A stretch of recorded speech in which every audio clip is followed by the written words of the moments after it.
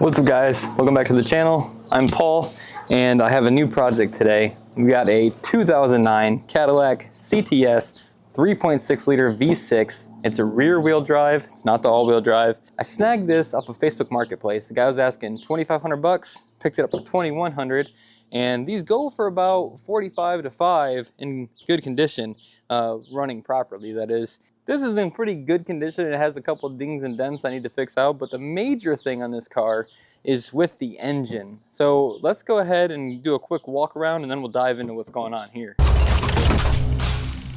So as you can see, the first thing is the headlights, very yellowed. There's even swirls in it, like somebody half-assed tried to clean it, didn't do a good job. The paint is in good condition. It's pretty dirty. It's been sitting out here for about 2 weeks since I got it home. And it does need a few things with the paint work, and that's a couple spots of peeling clear coat, and that's it right here. Over here, there's a little scratch with some rust showing through. Again, not a big deal. I can clean that up. So the worst part, aside from the engine issue, is the tires. Now, I did drive this home for 45 minutes, and they were not happy. I got TPMS lights coming on, issues with it, but I did get it home. Now, I did do some diagnostic work on this before I even started the video, and a couple of things I found out. The main issue was the car being in limp mode when it did decide to start, and here's what would happen when you tried to start it.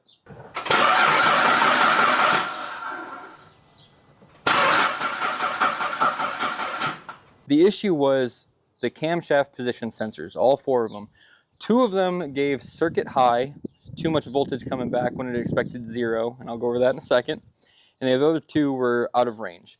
So what happens, there's 3 pins on these connectors, and let's go over to the whiteboard. I've drawn it up for you guys. All right, so these are the camshaft position sensors. They all have a 5-volt reference, which is the shared 5-volt reference, a ground wire, which is shared, and then each one of them has a different color signal wire. And the signal in these is supposed to be 5 volts from the ECU, and then as the camshaft spins, the reluctor wheel passes the camshaft position sensor, it pulls this line to ground. So the ECU sees that drop to 0 volts on all of them, and that's how the ECU knows, hey, this is how many rotations are happening on the camshaft. And the problem is it's staying at 5 volts the whole time, no matter what's happening. And it's not an issue with timing because we would have timing codes. It would be something along the lines of, I'm not sure what the codes are, but you would have a code relating to that. And the fact that once the ECU gives up on the camshaft timing and just focuses on crankshaft timing, it lets it start in limp mode. But once it started, it sounds good. So I did a bunch of diagnostics and I've traced it back, and it kind of seems like the ECU was the issue. So I did a stupid thing. I took the ECU out and I tried to open it up, and I broke some of the pins. And, well, I didn't break them so much as I bent them. I'll put a picture of that here. I kind of had to order a new one for further troubleshooting. And something I should have done before this is done more digging in the car, because we're going to go over what I found in the car hidden underneath a back floor mat, and also what I found in the trunk next to the battery. I didn't notice it before. So the first thing, I should have looked at this before, but he gave me the manual when I bought the car, and look what's highlighted. Camshaft position sensor. He went through and replaced these already. And on top of that, underneath the floor mat, this is what I was talking about, I found this. The vehicle theft deterrent, but if we look further, there's things to reprogram the crankshaft position sensor, which means he's already replaced it. Also, he replaced the PCM. And since he replaced the PCM, he had to reprogram the key, which he mentioned, which is what you have to do to the PCM once you get a new one. You have to put the master key in, reprogram. And as for the crankshaft position sensor, he had a scan tool. There's a receipt and the booklet for the scan tool, and the one that does the basic programming for it in the back. And I was like, I replaced the crankshaft position sensors myself first and did all this diagnostics. And I'm like, I found all this after, and I really should have looked over, and he didn't give me as much information as I would have liked, but that's okay. Live and learn. Like I said, I broke and bent the pins on the PCM, but I'm pretty sure I fixed it and soldered it back together. But the real issue here is when I took the battery out to do some more testing, and I didn't notice this before because it's tucked away, and I have the battery disconnected right now, so I have to go in here manually into the trunk and pop it. So check this out. Look at this little guy right here. This is a Curt trailer light system.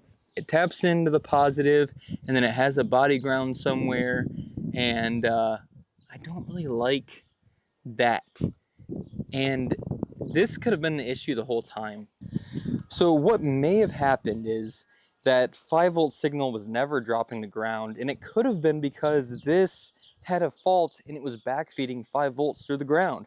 And I'm not sure if that's the case, but it kind of does look haphazardly installed, and it seems like this has been installed for a while, and then those issues started happening, and taillights are acting weird, which my father-in-law told me as I was driving it home, because I had initially taken the trailer with me, and we were going to load it up on my trailer and drive it home, but it was too low. I couldn't get it off on the ramps, so I drove it in limp mode home. But the issue with the lights, the 5 volts being there even when it should be pulled to ground, it's very possible it's this. And then check this out. I already cut it.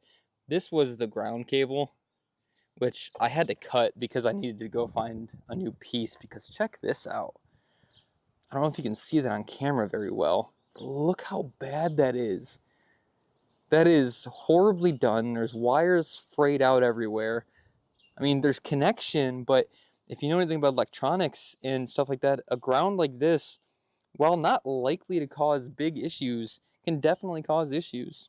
So I went out and bought this. These are the proper ring lugs, copper ring lugs, and this is so I can put it in there, crimp it, and have a solid, good connection on the whole wire. And then I can bolt it to that connector to connect it to the battery so that I am sure it has a good ground. Because that issue and that thing backfeeding could have caused damage to the PCM. Like, it could be constantly stuck at 5 volts, even if I correct that issue. So I do have another one on order. It was supposed to be here yesterday. I paid for overnight shipping, and they didn't ship it till Friday, and I ordered it Tuesday. So I'm going to have some words with that eBay seller. Because UPS, their overnight is only business days. I won't have it till Monday now. And very irritating. But that's beside the point. I am going to fix all that, and then we're going to get working on some other stuff. So let's start by fixing that ground. We're going to take that Curt thing out. I'm going to solder, reconnect, fix all that shit, because it looks awful. It looks terrible. The connections themselves aren't bad, but that is a shit piece of equipment, and I've heard before that those cause issues, and if they fail, they'll do exactly that. They'll backfeed 5 volts on the ground, which usually you would expect a little bit more issues in other places, but that combined with that bad ground, this could be the only circuit affected. It could be when it's under load, it puts too much pressure on it and it just can't handle it. So let's get in there, let's get that fixed up, and then we'll go from there.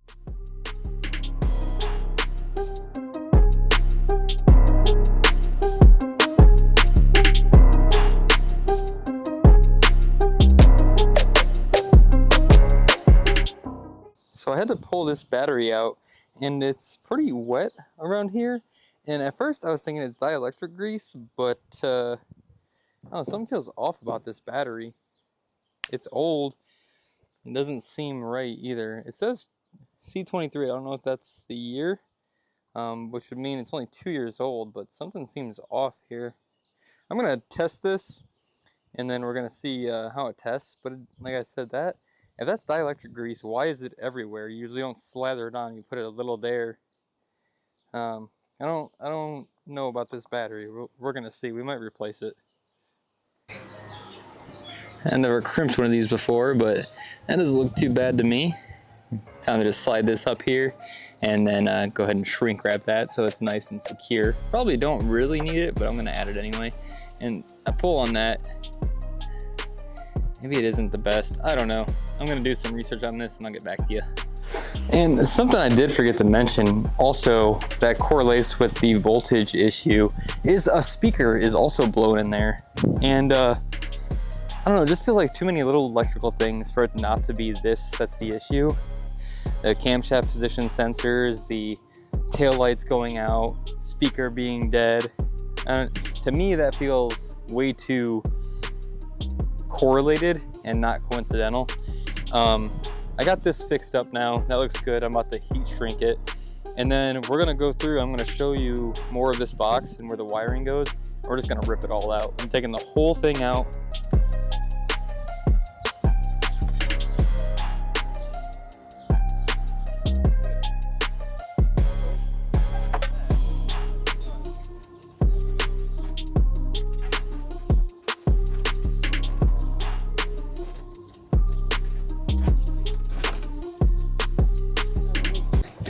All right, cool thing about this is it's just an adapter. So this piece unplugs from the taillight, plugs into here, right there, and then passes it through this box. So all I had to do was unclip it and hook that back in. They had a ground right there to the whole body right there. I don't know why they didn't just ground it to the battery like they did with this crap.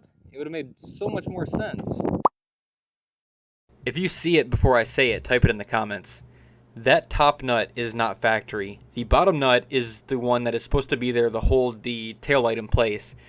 In the middle there is the connector for the ground wire from that Kurt box. I'd already ripped the wire off, but if you look at it, that looks like it got really hot and it melted. And that explains why I could not remove that top nut without the bottom nut spinning as well. I couldn't even get it off. I had to pry it. And I'm pretty sure what happened is the ground got too hot, melted that, caused all the electrical issues in the car, and I think that is the culprit right there. But whatever. Let's take out this side. This side should be pretty easy as well. It looks like the same adapter with whatever the hell this is tied in. I don't know what that yellow wire is. Yeah, it looks like it. I don't know. It kind of looks like I don't know what the hell they did. I think they just tapped into that to pull the signal from it. Because this is the same thing.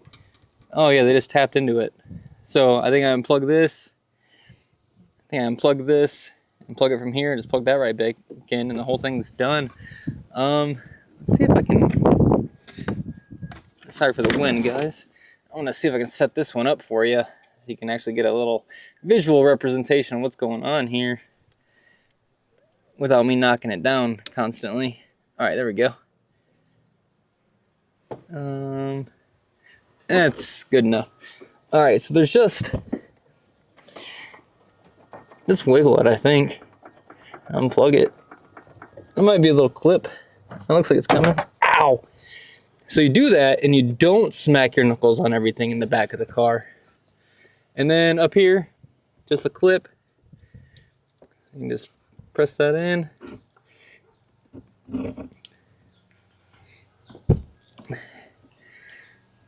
And very tight clips. There we go.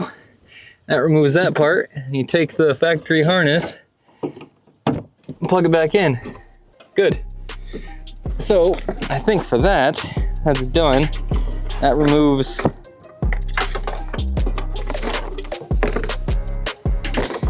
all right. It doesn't. That removes this whole thing. Now we're back to factory harness and factory wiring, so that's nice. All right, so I did make a mess in here. Got everything disconnected. I'll start putting it back together real quick. Yeah, you guys don't need to see that part, but that way, this part's done. I got the ground repaired. So I don't know. Let's. I'll just wrap this up real quick, and then we'll talk more about this battery. Before we check out that battery, though, I do want to look at this. This is a before. and after. Nice clean connection. That'll be a good solid mount right there to the ground. That should be plenty enough coverage. If I need to, I can replace this.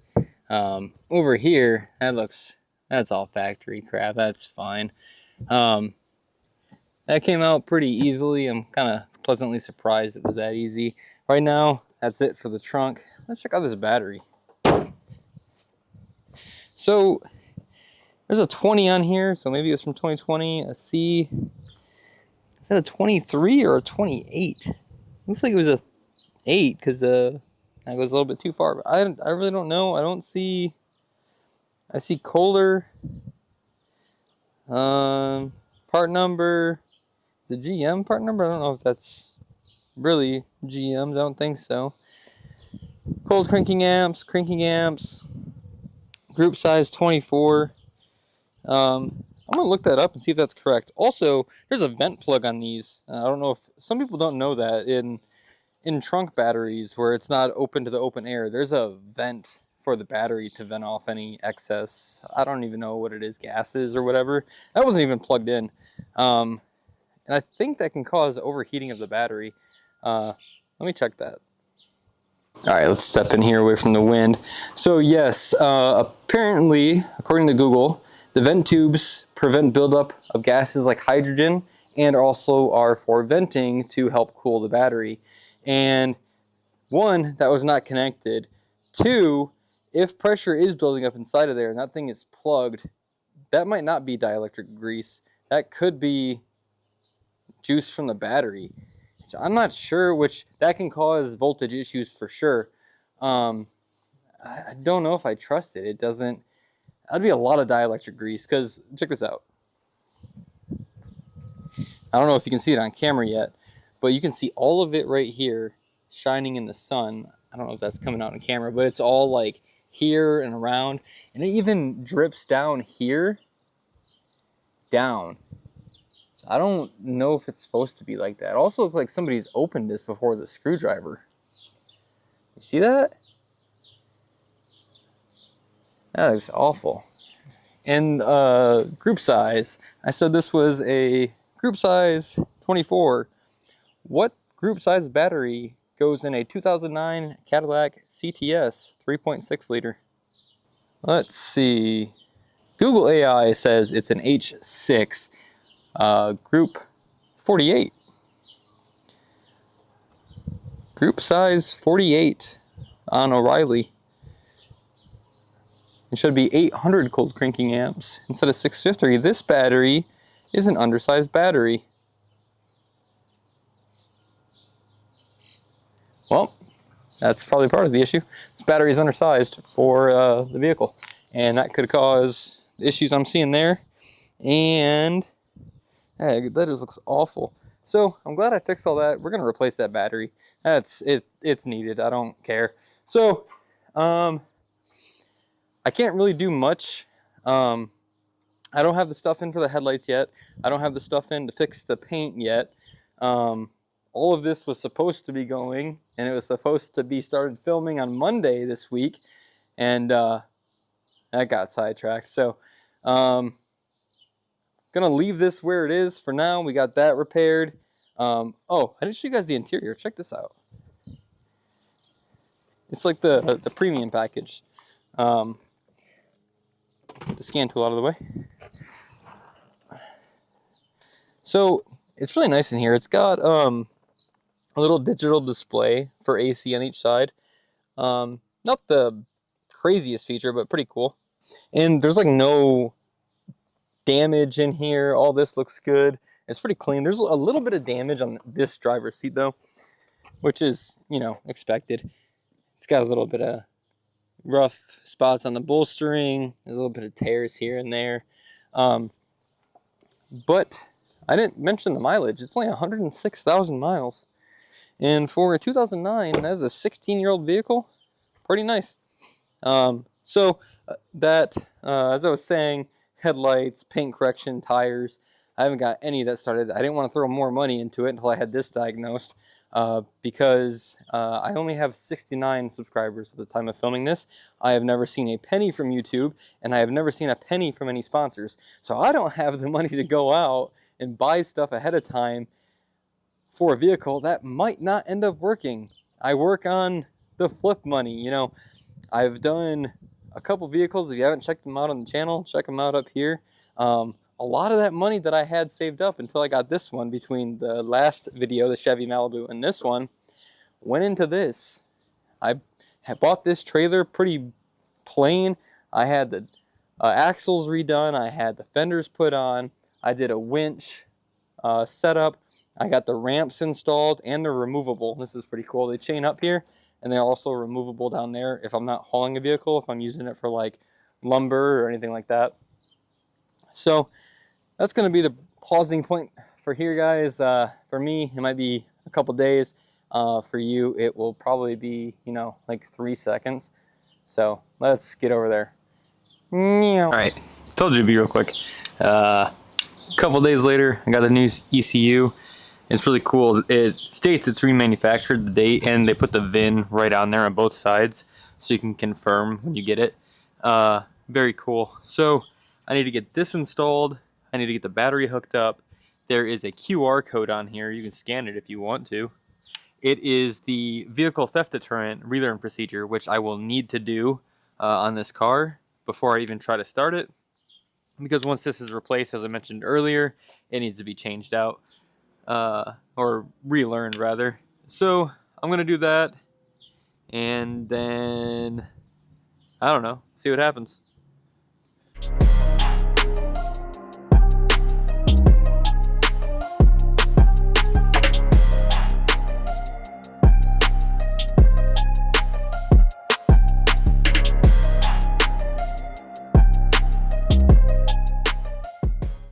All right, PCM is in and battery's in. All right, so this is the route I need to take to reprogram the keys. Insert a master key, which I have in. Turn to the on position without starting the engine. Security light should turn on and stay on. And if you see that on the dash, it's a little symbol with the padlock and the car. And wait for 10 minutes or until the light turns off. Turn the key to the off position for 5 seconds. Turn it to the on position again without starting. It should turn on and stay on again. Wait another 10 minutes. Turn it off for 5 seconds. Turn it on again without starting the engine. Security light should turn on and stay on. Wait for 10 minutes again. Turn it to the off position. And then the key is learned. Start the vehicle. As the vehicle starts and runs normally, the relearn is complete. If additional keys needed to be relearned, turn the key to the off position. Insert the next key to be learned. Turn it to the on position within 10 seconds of removing the previously used key. Wait for security light to turn off. It should happen fairly quickly. You may not notice the lamp as the transponder value will be learned immediately. And repeat steps 12 through 14 for any additional keys.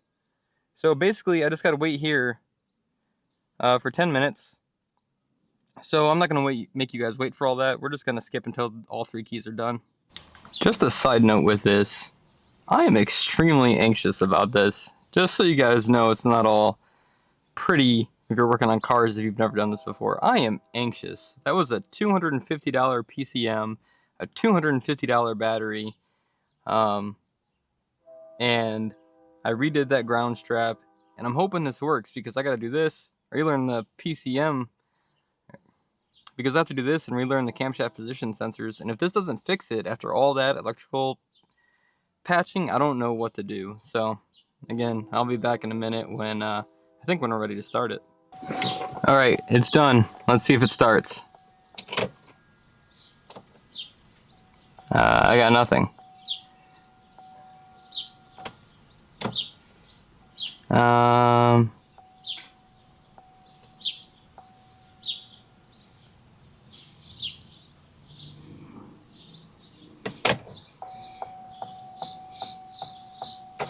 Start aborted by theft deterrent. It didn't finish.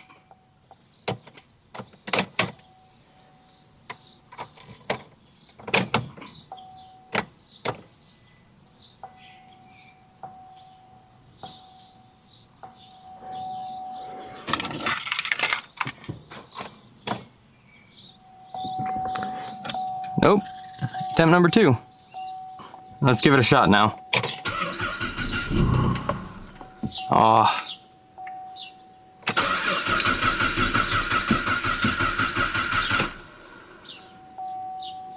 Needs to fall back on the crankshaft.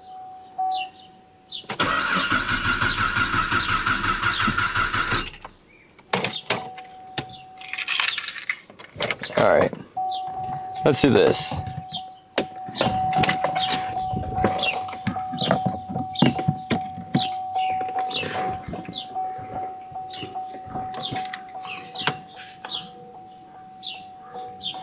It probably has some codes, so let's get those cleared real quick and we'll be right back.